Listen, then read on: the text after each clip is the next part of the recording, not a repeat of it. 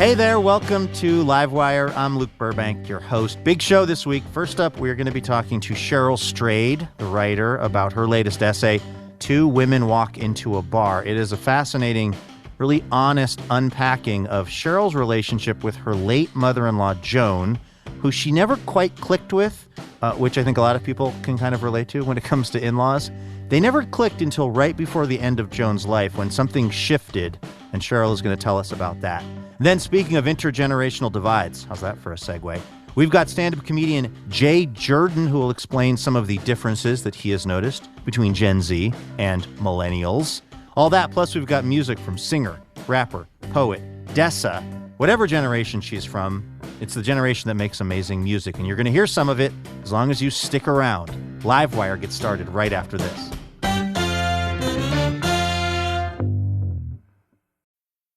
I'm Alex Schwartz. I'm Nomi Fry. I'm Vincent Cunningham, and this is Critics at Large, a New Yorker podcast for the culturally curious. Each week, we're going to talk about a big idea that's showing up across the cultural landscape, and we'll trace it through all the mediums we love. Books, movies, television, music, art. And I always want to talk about celebrity gossip, too. Of course. We hope you'll join us for new episodes each Thursday. Follow Critics at Large today, wherever you get podcasts.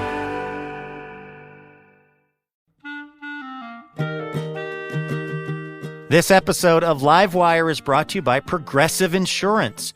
Whether you love true crime or comedy, celebrity interviews or news, you can call the shots on what's in your podcast queue. And guess what? Now you can call them on your auto insurance too with the Name Your Price tool from Progressive. It works just the way it sounds. You tell Progressive how much you want to pay for car insurance, and they'll show you coverage options that fit your budget. Get your quote today at Progressive.com to join the over 28 million drivers who trust Progressive. Progressive Casualty Insurance Company and affiliates. Price and coverage match limited by state law.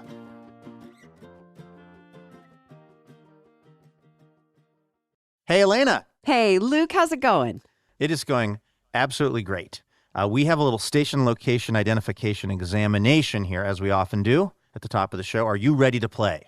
Okay, let's do it. This is where I quiz Elena on a place in the country where Livewire is on the radio. She's got to figure out the place that we are talking about. This place was apparently the location of the first brick street. It's known as Summers Street, and it was built in 1870. What is your knowledge of early brick street construction? That sounds like something that would be happening in like the East Coast, like a Boston-y, kind of like an old city. It's east but south, all the way down to where something called the Mortar Man is, tucked away between two old brick buildings. They really love their brick in this place. Brick apparently. and mortar, yeah. That's right. There's a miniature man made of concrete. It's no bigger than a Happy Meal toy. It's a 2-inch by 4-inch sculpture that was created by a local sculptor named P. Joseph Mullins, who's best known for the design of the Veterans Memorial at this city's Capitol building. So it's a capital, of a state, and it's south. Harrisburg, Pennsylvania. So close. We're talking about Charleston, West Virginia. Hey. We're on WVPB Public Radio. Shout out to everybody tuning in from West Virginia. All right, should we get to the show? Let's do it. From PRX, it's...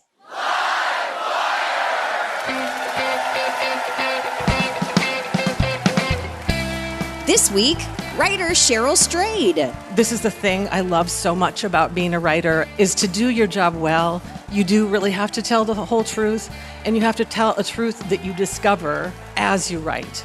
Comedian Jay Jurden. I like baby boomers. I think they're the best hypocrites. They invented the pill, had all the sex, invented drugs, did all the drugs, and the minute they turned 45, they're like, actually, that's against the rules. With music from Dessa and our fabulous house band. I'm your announcer, Elena Passarello, and now, the host of Livewire, Luke Burbank. Hey, thank you so much, Elena Passarello. Thanks to everyone tuning in from all over the country, including Brick City, USA, there in West Virginia. We have a really, really fun and interesting show in store for you this week. Of course, we always ask the Livewire listeners a question. We've asked, what's a relationship that should be easy but is surprisingly complicated for you? This is kind of based on Cheryl Strayed's latest essay, which is Two Women Walk Into a Bar. It's taking a look at her relationship with her late mother-in-law. We are going to hear the audience responses to that question coming up. First, though, we got to kick things off with the best news we heard all week. This right here is our reminder, sometimes for ourselves, that there is good news happening out there in the world. You just got to go looking for it. Elena, what's the best news you heard this week? I have some news from your favorite news source, Luke Burbank, and that is, of course, TikTok. Oh, gosh, please don't take my TikTok away. What will I do? I don't know. You definitely don't want to miss out on the content that's on TikTok that I found. Do you ever see those chiropractor accounts where it's just videos of a chiropractor cracking a person's back and there's like a microphone attached to their shirt so you can really hear it? That and scrap talk are two of the things I watch the most. People scrapping metals. Oh. And people getting their like feet cracked. Oh, yeah. Which there's a whole treasure trove of cracking to be done in the human foot that I didn't know about until I started watching it on TikTok. Well, I'm here to teach you about a new treasure trove, Burbank, because this chiropractor's TikTok is getting like tens of thousands of views for each video. His name is Joran Whitley. He lives and chiropracts in Edmond, Oklahoma, and he is now an animal chiropractor. Okay. And, you know, I've seen in TikTok like a horse chiropractor before. That's actually like a long-standing profession. And I've seen a dog chiropractor. But this guy, he's really diversifying his clientele. He has worked on cats. Okay. Skunks. Chickens. The chicken one is really good. Snakes and bats. But the video that's gotten him the most attention happened a few weeks ago when a woman who owns kind of like a wildlife sanctuary farm about 2 hours away from Joran Whitley's chiropractic office called because one of her animals was chewing funny. And he drove the 2 hours out to this farm and adjusted Jerry the giraffe. That makes so much sense. Think about it. A giraffe is mostly neck. Yes, yeah. If I ever had a giraffe, I would name it Neck Nolte. So you have to watch this video. Jerry is apparently this very friendly giraffe who's like a big dog.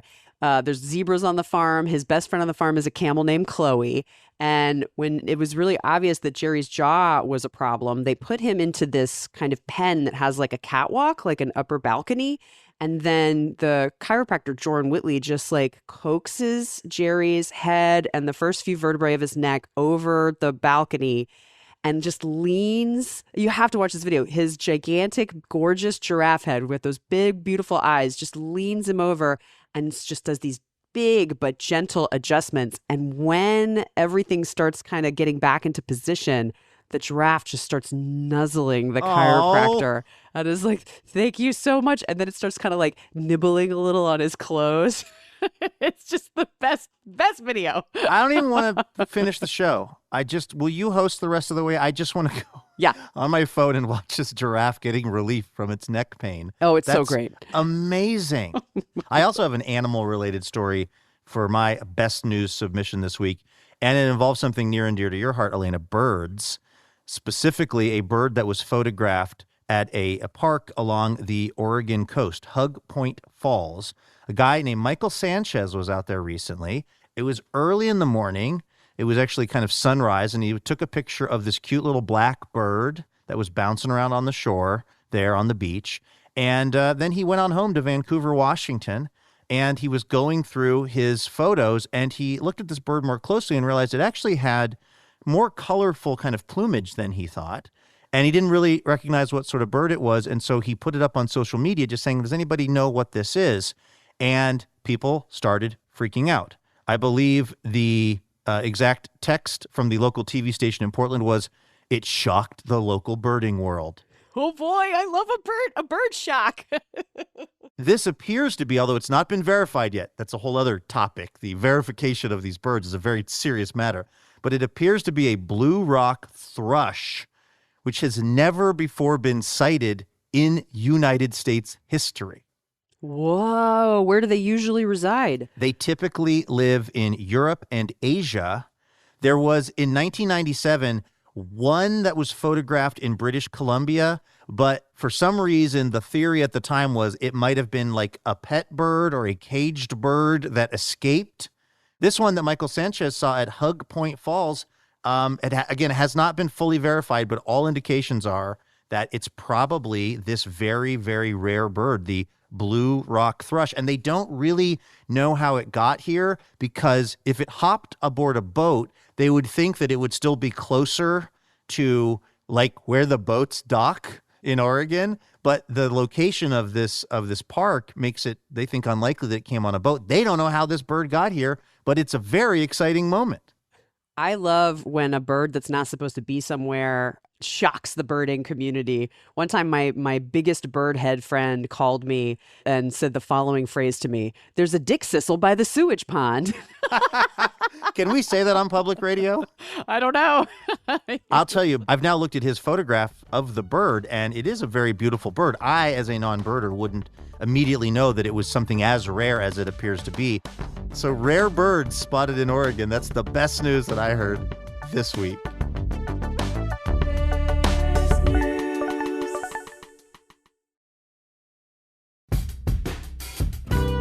All right, let's say hi to our first guest. She is the author of the best-selling book of advice columns, Tiny Beautiful Things, which is also a Hulu show starring Katherine Hahn. She's, of course, also the writer behind the New York Times bestseller Wild, which has sold more than 4 million copies and was also made into an Oscar-nominated film. Here is a fun fact. This guest first appeared on Livewire 11 days after her book Wild was published. So we've been in on the ground floor of the Cheryl Strayed experience, and we have been so lucky to have her and her wonderful wisdom back on our show many, many times since then. And of course, when we realized we were coming up on Livewire's 20th anniversary celebration earlier this year, we knew that we had to talk to Cheryl Strayed. So we did, about her new essay, which is titled Two Women Walk Into a Bar. It's about her complicated relationship with her late mother-in-law. And also, of course, Cheryl was nice enough to give us a little bit of advice, because that's also one of her specialties. Take a listen to this. It's Cheryl Strayed, recorded at Revolution Hall in Portland, Oregon.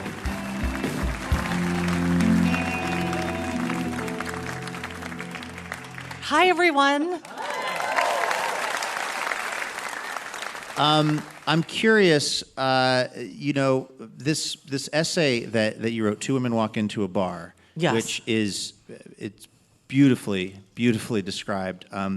It talks about your late mother-in-law, Joan, and the relationship that you had, which got off to kind of a weird start. It's basically you in a restaurant trying to play a sort of guessing game of who she is. Yes. Okay. So I was a waitress. Portlanders might remember L'Auberge, a French bar over in Northwest. I had just finished hiking the Pacific Crest Trail. And 9 days after my hike, I met this wonderful man named Brian Lindstrom.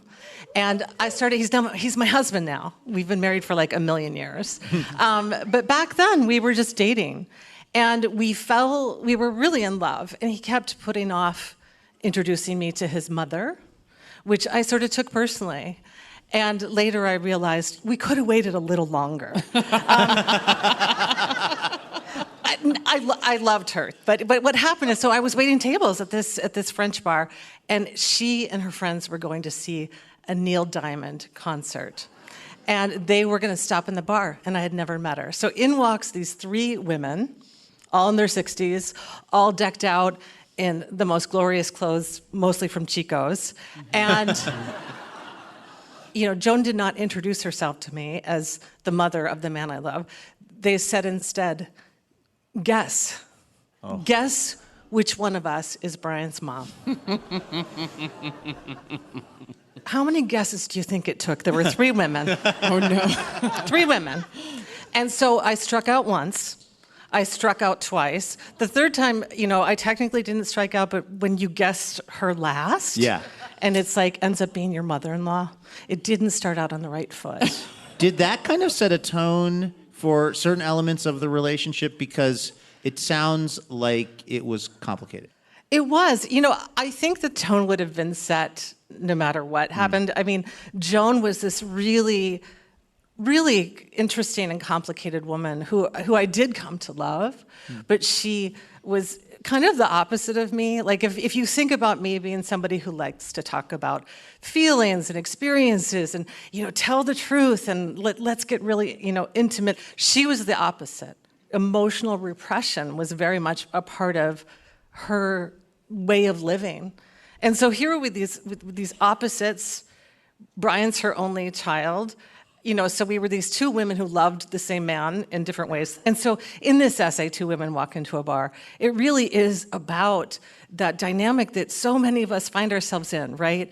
Where you are intimate with somebody who in so many ways you love but don't necessarily like all the time. Mm-hmm. This is Livewire from PRX. We're at Rev Hall this week in Portland, Oregon, and we're talking to the great Cheryl Strayed. Back with more in just a moment.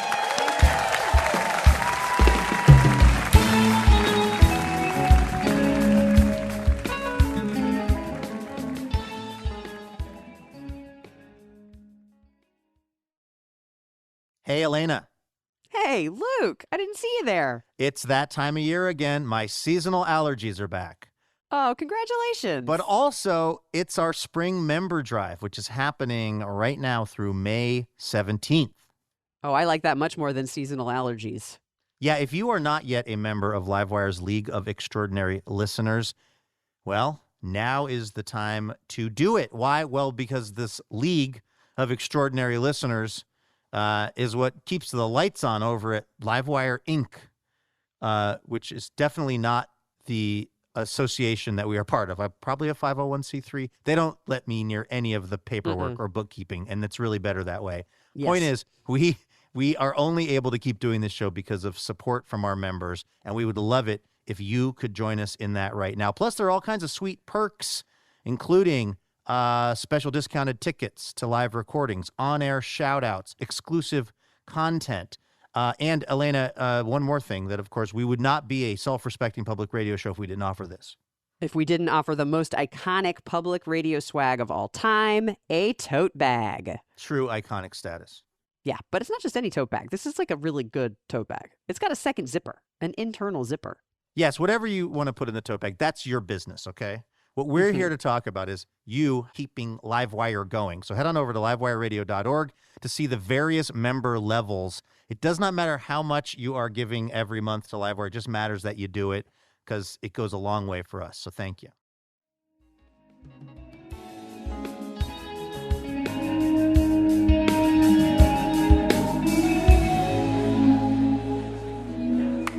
Welcome back to Livewire. We are at Revolution Hall here in Portland, Oregon this week, and we're talking to Cheryl Strayed, the author of Wild, the person behind Dear Sugar, and also now the author of an essay, Two Women Walk Into a Bar, about her relationship with her late mother-in-law, Joan.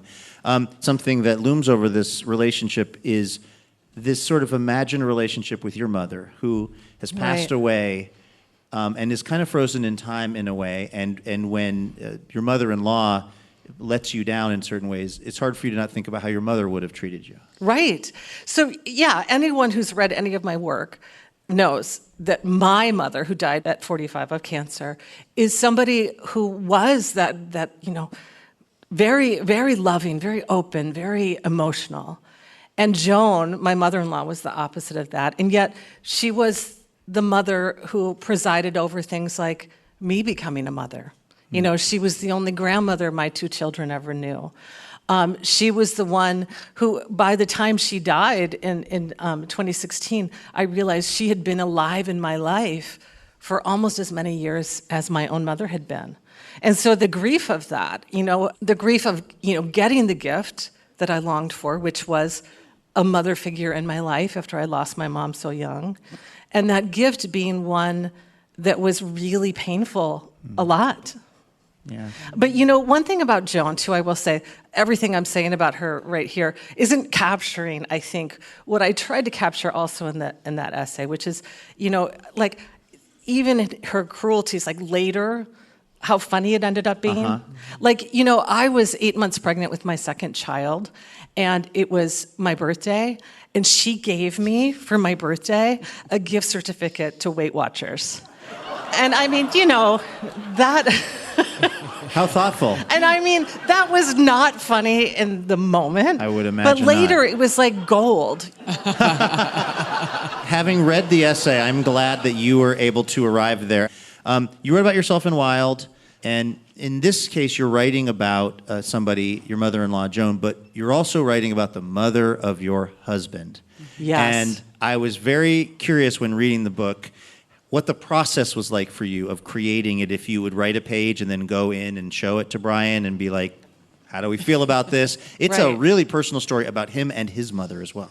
Yeah, I mean, it was honestly one of the most difficult pieces I've ever written because, as you said, I've written about my mother a lot. And I can honestly say, like, my mother was such a loving and generous, and I could write about her without very much criticizing her. And I was really mindful with Joan that it was because it was so much more complicated. I wanted to tell the truth, and I also wanted to tell the truth with as much generosity and kindness and complexity as I could. And I didn't show it to Brian page by page. I wrote the whole thing and showed it to him at the end. And I was gratified. He said, I feel like you gave my mother back to me. Because, of course, he loved his mother so much for all of her complexity.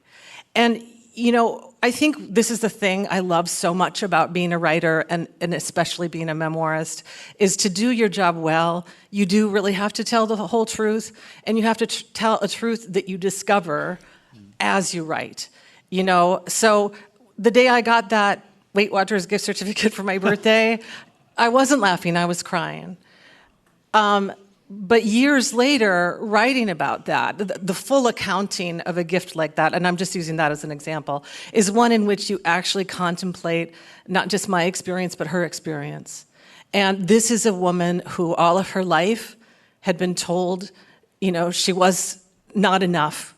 And that from the start, she was born here in Portland in 1931, and she was, born in a home for unwed single mothers, and illegitimate was marked on her birth certificate. Wow.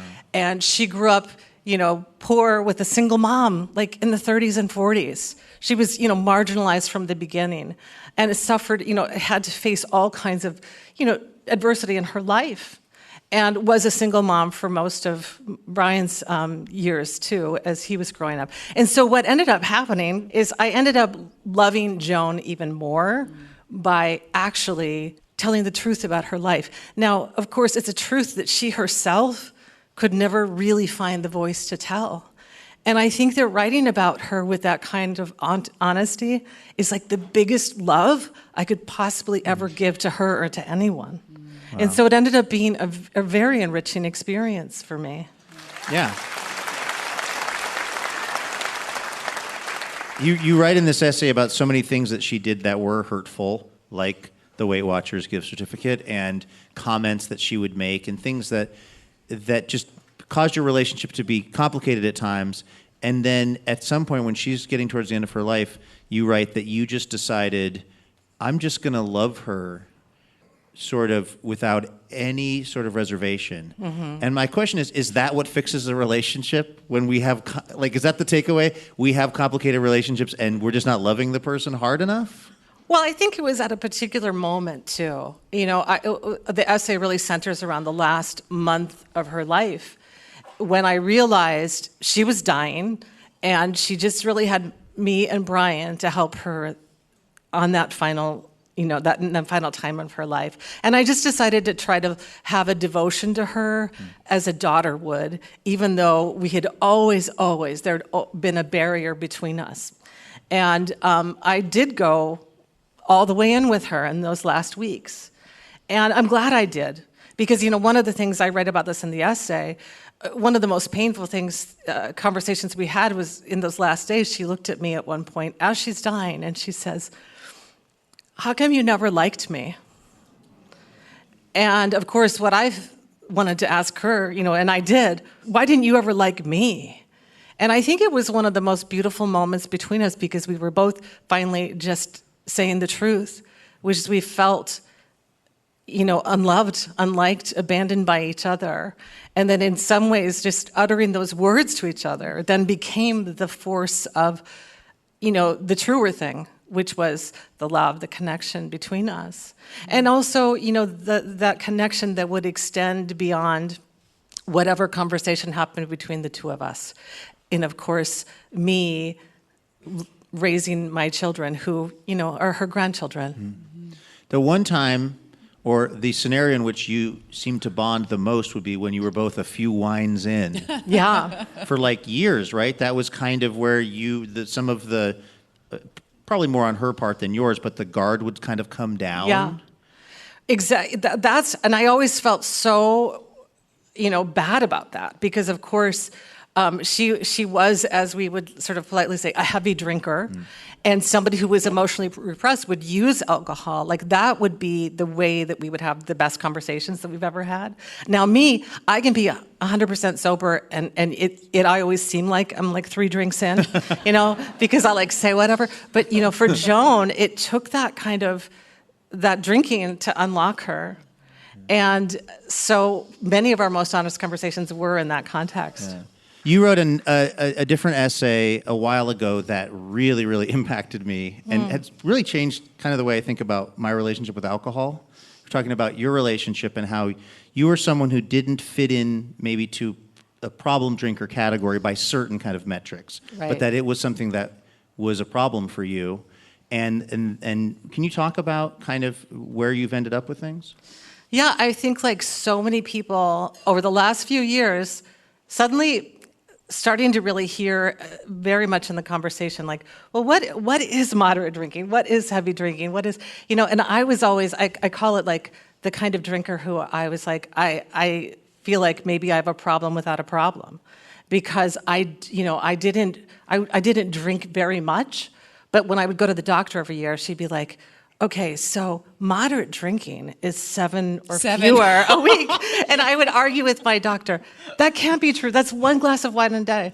Can't I have 2 glasses a day? No, that's double moderate. And I'm like, I don't want to be, I don't want to be double moderate. And then she would go, there's no such thing as double moderate. You're like, can there be? Double moderate is drinking too much. Yeah.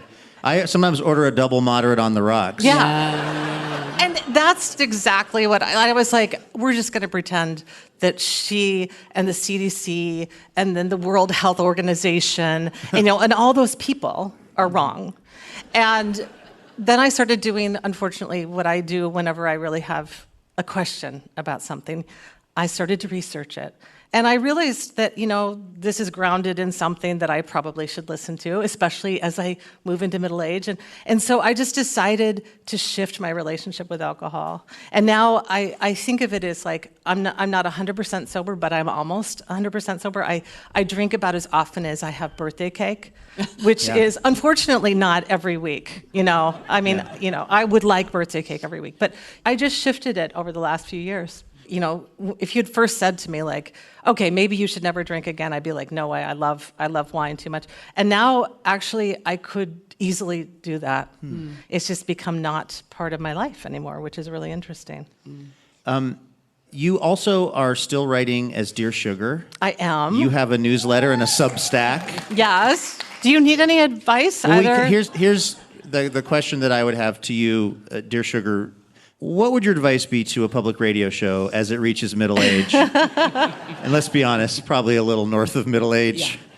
Yeah. Maybe more generally, how do we find purpose in our lives as we move through our lives and they don't look the way that they once did? I kind of think of it as the analogy is sort of an airplane, and you're taking off, and your kind of back is pinned to the seat, and it feels like everything is potential. And then you kind of reach your cruising altitude, and that's sort of okay. And then there's that little moment when the plane, your stomach feels it kind of start its initial descent. And we have to find meaning in our lives throughout all of the phases of this journey we're on. For our little radio show, and for us as creators, and for me as a public radio host, what's your advice for finding meaning in life at all the different phases? I think it really is connected to that thing that I was saying when I was describing the writing process, that you begin with an idea, 20 years ago, Livewire began with an idea, and there were people who came together and said, let's make this, and here's the meaning of our work. And that has to evolve always over time. And the way it evolves is that you constantly, pay attention to what's happening. You answer the questions that you're curious about. You begin in one place. I began writing that essay about my mother-in-law, afraid that I would come off sounding like I was being mean to her. And I ended up, in the final line, knowing that I had written a great act of love to this woman with whom I was sometimes at odds with. And I think that I got there because I trusted my curiosity, and I trusted my ability to be vulnerable, to take risks in the ways rethinking the things I thought I knew. And I think Livewire, we know Livewire has done that time and time again. In ways that we who love the show can see, and in ways you who've made the show know. And I think that you're going to keep doing that, because that's how you began, and as long as you stay true to those roots, you're going to be here in another 20 years. I know it. Well, as long as you'll keep coming on the show, okay? One more time for our friend, the great Cheryl Strayed, everyone. Thank you. That was Cheryl Strayed right here on Livewire. She joined us for our 20th anniversary show that was a bit earlier this year, talking about her latest essay, which is titled Two Women Walk Into a Bar. That essay is out and available right now. Hey, special thanks this episode to Kate DeSale of Portland, Oregon, and Kazan Valentine of Seattle, Washington. These two fine folks are part of the Livewire member community and are supporting our show with a donation each month, which is a really big deal because it's how we're able to keep doing Livewire. So thank you so much to Kate and Kazan.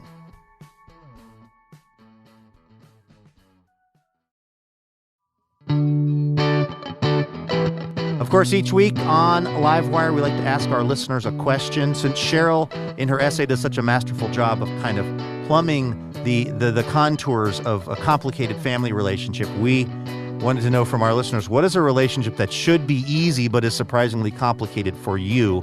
Elena has been collecting up those responses. What are you seeing? Okay, here's a great one from Brenda. Brenda says, I have an awkward relationship with nail technicians. I'm not a confrontational person, so when my nails aren't right or the color is off, I just let them finish and cry about it later. That totally has happened to me before. I also have had exactly one pedicure in my life, and it was so tickly. Oh, yeah. I could barely handle it, no matter how hard I read that Us magazine. I couldn't get through the procedure because it was too ticklish, and so that was my one and only pedicure. So, yeah. What is another complicated relationship that somebody has with something that shouldn't be so complicated? Julie has a love-hate relationship with her cycling instructor. She says, my cycling instructor makes the workouts very fun and has such a good playlist, but every time she tells me to crank up the resistance on the bike, I want to fight her. Yeah, my girlfriend is a very, very serious practitioner of this kind of exercise, and she'll give me reports about the particular instructor that she had that day. And some of them can be pretty hardcore. I have a workout service where they can see that you've logged on. And at one point I was doing a hip hop dance class and the instructor went, look back at it, Elena, bounce it like a bad check. I just shut the computer off. Speaking of which, my complicated relationship that shouldn't be is with the person who delivers my mail. We chat a lot. I live kind of out in sort of a rural part of the country. So now we're kind of friendly. But now I also realize that she sees that almost all the mail I get is from casinos. Places where I've signed up for like a player's card so I can get like a free salad bar.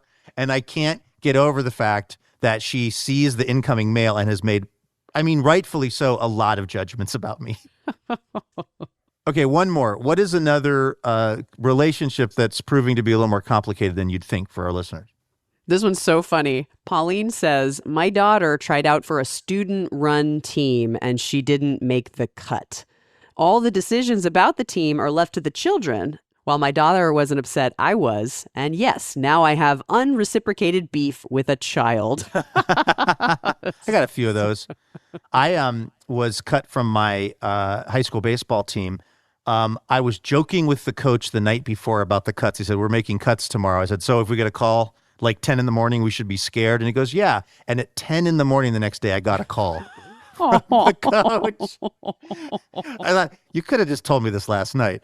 They couldn't have kept you on as like the Raiders mascot or something like that? I asked, I begged. Some would say it was an undignified response, and they said, we're good, actually. All right, thank you to everyone who sent in a response to our listener question. We've got another one for next week's show, which we will reveal in just a few minutes. In the meantime, our next guest is a comedian, actor, and Emmy-nominated writer based in New York City. He was a staff writer and panelist for The Problem with Jon Stewart. He's got 3 Tonight Show appearances under his belt and was selected as one of Variety's 10 comics to watch. And we did watch him and listen to him at Town Hall in Seattle, Washington. This is Jay Jurden here on Livewire. Oh, and just to let you know, Jay's comedy set does mention the subject of sex, so prepare yourself for that. Here's Jay Jurden. Thank you. Oh my gosh, thank you. Quick, silly question. Are there gay people here? Honestly, too many. That's not from me. That's from the Supreme Court. Now, okay, more specific question. Are there gay men here? Okay, yeah. You hear how the pitch didn't drop? Now, I love gay men outside of comedy settings, and here's why. Inside of comedy settings, we don't get along. Every time a gay guy sees another gay guy on stage, he can only think 5 things. I should be up there. But I'm not gonna go too hard on gay men. I love gay men. I married one. Don't clap. He's gay, not happy. Now, a lot of people don't know this. Do you know in New York City, if you're a man and you get married to another man, you spend most of your wedding day introducing gay men who live in New York City to other gay men they have already slept with. So most of my wedding day, I was stuck saying stuff like, well, Benjamin, you know Todd, Michael, you also know Todd, Shane, I know you know Todd, I've seen the tape. And then my husband was like, Jay, do you know Todd? And I had to go, ooh, I do. And then I had to remind him, I said, nah, baby, we know Todd. And he was like, oh, that's Todd. I didn't recognize him standing up. Okay. All right. Okay. Yeah. That joke lets me know who's fun. I got married at the height of monkeypox. If you don't know, monkeypox, it was a skin disease. A lot of people were like, it's not a gay disease. It just hasn't found the right girl yet. I was like, oh, okay. It's just really focused on school right now. I never caught monkeypox. In fact, I got the monkeypox vaccine early because the health department said, sluts to the front. And remember, your boy's married, not boring. So I got the monkeypox vaccine in the Bronx. It was crazy. I walked in, I knew everyone. I was like, good to see you again, good to see you again. Man, what's up, Todd? And I like y'all. Good laughers. I like this. I understand there's a bit of tension here. I can sense it. There are some straight men in the crowd. I can smell it. Do me a favor, you crunchy straight men. Make some noise. That's enough. Now, that's fine. No, this is fun, because look at you, just sitting there laughing, enjoying yourself. Doesn't always happen. One time I got on stage, did a couple of my jokes, guy in the front row got up, grumbled, I didn't know there was going to be a gay guy here, left the show. And in my head I'm thinking, sir, what are you doing? This is New York City. There are definitely more outside. You need to stick with the evil you know. That's like going to the beach and saying, hey man, I love the water, but why didn't you tell me about all this damn sand? This place is lousy with the stuff. Oh no, my son's playing it. Now he's gonna grow up to be sand.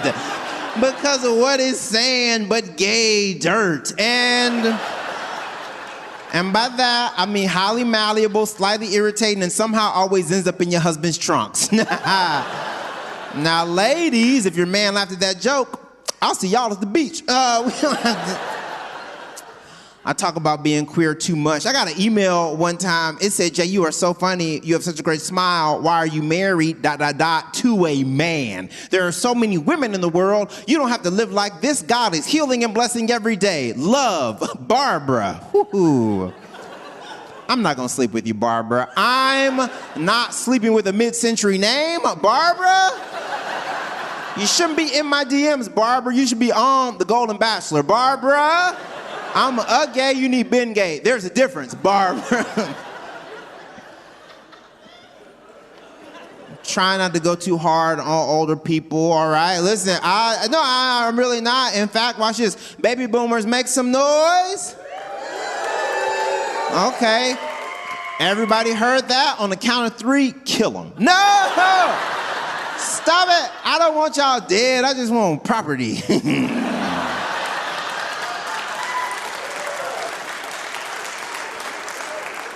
I like baby boomers. I think they're the best hypocrites. They invented the pill, had all the sex, invented drugs, did all the drugs, and the minute they turned 45, they're like, actually, that's against the rules. Good luck getting the yard. Now, I won't go too hard on baby boomers. Millennials, make some noise. You hear that? That is what poverty sounds like.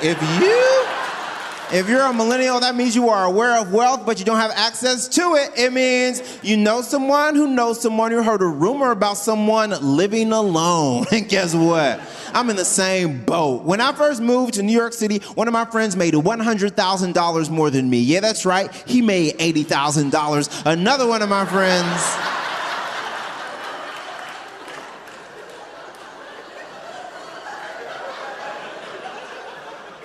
People will say we haven't made anything. We made some pretty cool stuff as millennials. We made WeWork. And then coronavirus was like, do you? Oh, I'm sorry, I forgot about Gen X. I apologize, I forgot about Gen X, just like y'all's parents did. And that's... Gen X, that's my favorite way to call somebody 50. And every Gen Xer get so mad. They go, wait a second, I'm still cool and hip. I have a leather jacket. Bones creak, bones creak, bones creak. No, you guys are fun. You still got lead paint in your systems. I like it. Now, okay, final group. Gen Z, make some noise. I love it. I love it. I love Gen Z. I love Gen Z because Gen Z is so intense. Every time 2 Gen Zers meet on the street, this is what it sounds like. Oh my God, you're stunning. You're a diva. You're a model. You're a goddess. You're a legend. You're an icon. What's his name? You're 2. Good for him. Did you know all of this is stolen land? Anyway.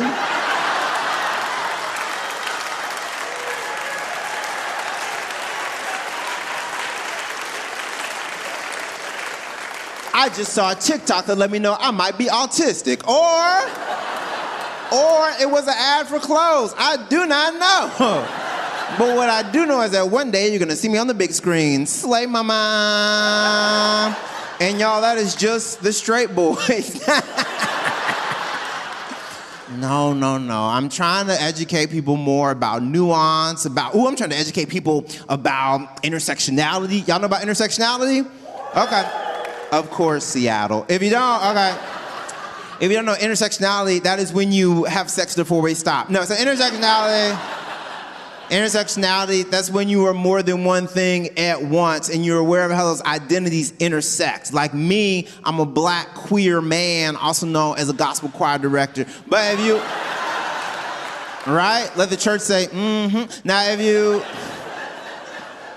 But let's really dissect that. What does it mean? What does it mean to be a black queer man? It means that sometimes when old white women see me, they grab their purse. But then I have to grab mine. And at that point, I'm like, what are we doing? Wait a minute.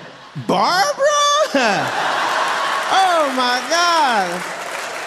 Girl, you look good. I've been Jay Jurden. Thank you guys so much.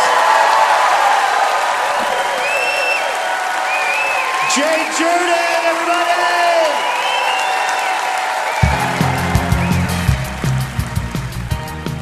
That was Jay Jurden right here on Livewire. You can catch him on his kinda, sorta comedy tour in a city near you. I'm Luke Burbank. That's Elena Passarello. Oh, we've got to take a quick break, but don't go anywhere. When we come back, we are going to hear some music from poet, rapper, and all-around musical genius, Dessa. Stay with us.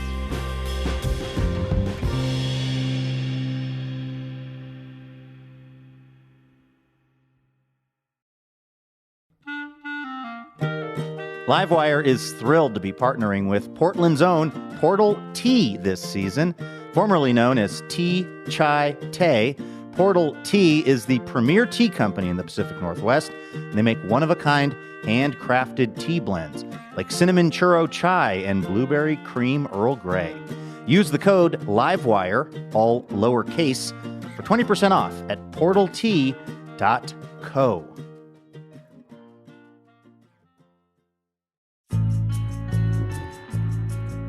Welcome back to Livewire from PRX. I'm Luke Burbank here with Elena Passarello. Before we get to our musical guest, a little preview of next week's show. We are going to be talking to comedian, writer, and actor Paul F. Tompkins from Mr. Show and BoJack Horseman, and I think roughly, I just counted 1 million other comedy projects. You know this, Elena, that Paul is a really incredible improviser, but it turns out he has one Achilles heel when it comes to improv, and he is going to tell us about that. We're also going to talk to award-winning poet, now turned memoirist, Sophia Sinclair. Her new book is How to Say Babylon, talks about her life growing up in Jamaica. Then we'll go from Jamaica to Hawaii, which is where singer-songwriter Isabeau Vaia'u Walker hails from. So it's going to be a great show. Make sure you tune in.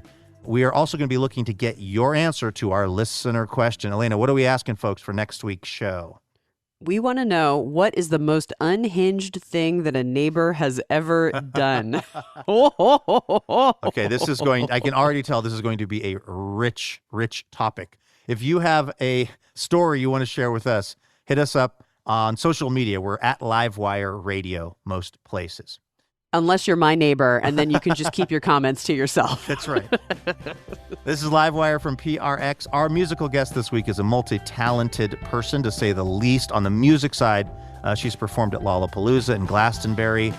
She contributed to the Hamilton mixtape.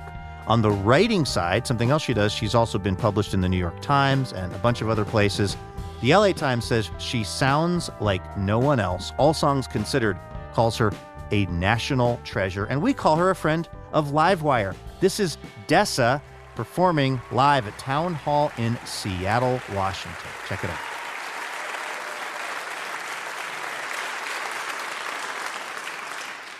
Hi, Dessa. Hey, how's it going, Luke? Good. Welcome back. Thanks, man. I think you have a new album out since the last time that we talked to you, and I love the name of the record. What is it? It is Bury the Lede. L-E-D-E. It's very journalistic of you. What's the story on that? I admit that part of it, to be honest, was just because I think it's cool. Like, I'm a sucker for journal. You know, I'm a journalist fan. I like the weird dramas about them. I think they do good work. So part of it was just like using slang that maybe I have no right to. So let me just name a record that. But I think also it's sort of like it's a dancier record than stuff that I've done in the past. Partly because we were coming out of the pandemic and it felt like the sad stuff was getting pretty well covered, you know, by everything else. But I like the idea of sublimation, that like, hey, you know, whether you're at a late night hang or whether you're trying to, you know, make radio or make rent or fall in love, like a lot of the drivers, I think, fundamentally of human behavior, it's a short list. You know, you're trying to get loved, you're trying to do something cool before you're dead, you're trying to avoid really painful conflict, and it felt like the buried leads of like the elemental drivers were few. And so even in kind of our complex behaviors, usually you can trace them back to a handful of vectors. You have so many areas of interest, and I know that you've hosted this really amazing podcast, which is sort of about neuroscience. And are you using that now, having spent so much time thinking about that stuff, when you're writing music, because the way you just described the album felt like it had a sort of neuroscience component to it. Does it? I mean, I guess in some sense I'm aware of the fact. Okay, I think I have been fascinated by the fact that however much we might struggle, sweat, and suffer to make hard decisions, that we can't actually disambiguate when we're acting on instinct. And sometimes we for sure are. Like, I remember learning about the copulatory gaze, which is like a particular way that, in this case, like it was mostly studying women, would turn their shoulders, put their chins down, and then kind of look beneath heavy lashes. Everybody thinks you invent that the first time you do it. What if I just, hey... You know what I mean? Yeah. And so the idea, like, yo, that's just programmed in, but I can't feel the algorithm running. And so I think I'm increasingly aware of that and fascinated that we can't feel the subtext, running inside us. We can't feel the formulas at work. And so I do think about my behavior and the behavior of the people I am friends with and maybe not so friendly with in those terms, yeah.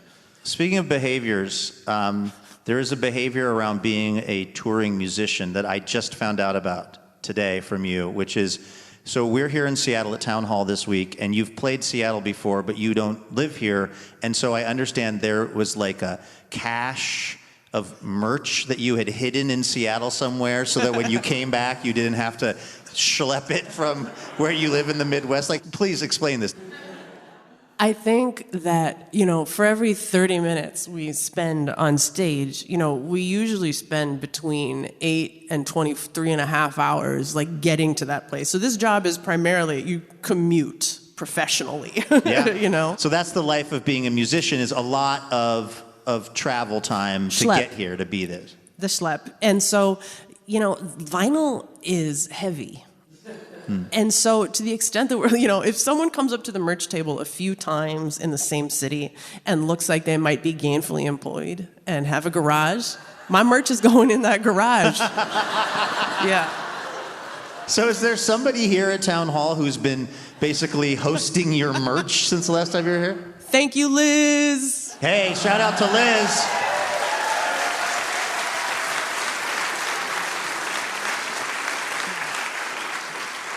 All right, what song are we going to hear? This is a song called Hurricane Party, and today I am joined on stage by my longtime friend and collaborator, Abby Wolf. All right.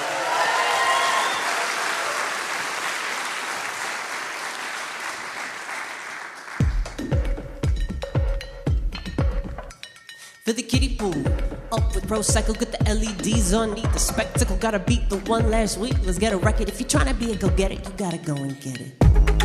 Desperate times, call for desperate pleasures, some legitimate headlines, mostly cries for attention. The camera speeds, copy ready to read, ought to be a good night. We're live in 3, 2, dang man. Busted on a hot mic. It's a hurricane party, end days every other Wednesday. Live girls dance, dead men float. A hurricane party, gold dust, sex and party. DJ says don't hold back because the water won't. Looks like someone leaked the password. Too much tea to clean, no great disaster. Campaign manager comes, walks it backwards, but he's the one who tipped TV. Clever bastard. Shots fired in the echo chamber. Ricochet. The other side puts kids in danger. No matter what they're arguing, that's what they always say. Front of the parade, girl spins a baton. Band leader conducts with the corn and the cob. The new sound gets everybody out on the lawn. Composed from French horn, cash register. Cause it's a hurricane party. End days every other Wednesday. Live girls dance, dead men float. A hurricane party, girl does sex and party. DJ says don't hold back because the water won't.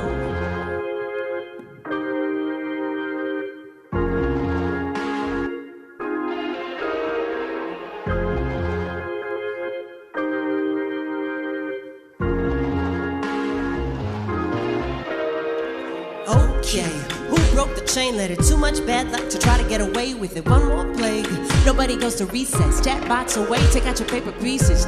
Longhand, give me an essay on the living conditions and odds written by the straw man. Housing shot up, looking for a soft land. Dorothy comes to, couldn't give a good damn. Looking for a few recruits to do what must be done. So if you got the heart and a pair of good boots, meet me at the food court by Forever 21. It's a hurricane party, end days every other Wednesday. Live girls dance, dead men float. A hurricane party, gold dust, sex and party. DJ says don't hold back because the water won't.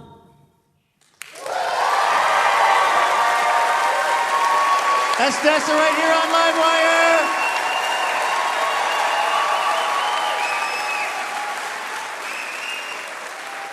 That was Dessa right here on Livewire. Be sure to check out her latest album, Bury the Lede, which is out and available now. That's going to do it for this week's episode of the show. A very, very big thanks to our guests, Cheryl Strayed, Jay Jurden, and Dessa. Laura Haddon is our executive producer. Heather D. Michelle is our executive director. And our producer and editor is Melanie Sevchenko. Eben Hoffer is our technical director, and our house sound is by D. Neil Blake. Trey Hester is our assistant editor. Our marketing and production manager is Karen Pan. Rosa Garcia is our operations associate. Jackie Ibarra is our production fellow, and Becky Phillips is our intern. Our house band is Ethan Fox Tucker, Mike Gamble, Jacob Miller, A.L. Alves, and A. Walker Spring, who also composes our music. This episode was mixed by Molly Pettit and Trey Hester. Additional funding provided by the Regional Arts and Culture Council and the James F. and Marion L. Miller Foundation. Livewire was created by Robin Tenenbaum and Kate Sokoloff. This week, we'd like to thank members Kate DeSale of Portland, Oregon, and Hazen Valentine of Seattle, Washington. For more information about our show or how you can listen to our podcast, head on over to livewireradio.org. I'm Luke Burbank for Elena Passarello and the whole Livewire team. Thank you for listening, and we will see you next week.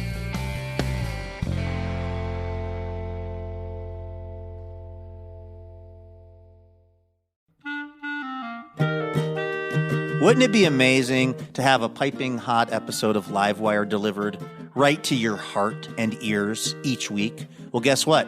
That can happen when you subscribe to the Livewire podcast feed, and you'll get the joy of surprising conversation every week. So go ahead and do it. It's super easy. You click on the button at the top of your podcast app, and bam, you are Livewire subscribed. And if you're still, feeling the love, if you're enjoying the show, hey, maybe you could hook us up and leave us a quick review. That'll help more people find out about Livewire. And thank you.